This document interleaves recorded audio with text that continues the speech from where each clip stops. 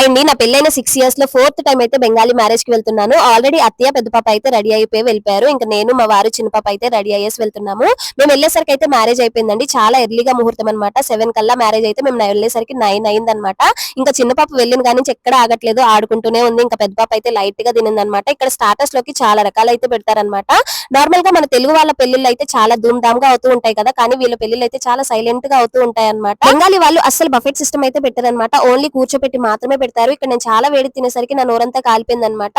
అయితే మనం పెళ్లి రోజు అస్సలు నాన్ వెజ్ అయితే పెట్టాం కదా, కానీ బెంగాలీ వాళ్ళు పెళ్లి రోజు అయితే ఖచ్చితంగా నాన్ వెజ్ అయితే పెడతారనమాట. ఇక్కడ వచ్చేసి mushroom curry, paneer curry, mutton curry, అలానే ఫిష్ కూడా పెట్టారు. ఫిష్ తిన్న వాళ్ళకి మటన్ అయితే ఉండదు, మటన్ తిన్న వాళ్ళకి ఫిష్ అయితే ఉండదు. వీళ్ళు చేతులు కడుక్కోవడానికి టబ్ లో వాటర్ కూడా వేసిస్తారు. అలానే చెత్త వేయడానికి కూడా ఒక టబ్ అయితే ఇస్తారనమాట. ఇంకా అందరం తినేసిన తర్వాత ఐస్ క్రీమ్లు అయితే తినేసాము. ఇంకా కొంచెం డ్రింక్ కూడా తాగామన్నమాట. మా చిన్న పాప అయితే అస్సలు ఏం తినలేదు, కానీ ఐస్ క్రీమ్ కి మాత్రం భలే ఇంట్రెస్ట్ చూపించుకుంటూ తినిందనమాట. వీడియో నచ్చితే లైక్ చేయండి, ఛానల్ ని సబ్స్క్రైబ్ చేసుకోండి.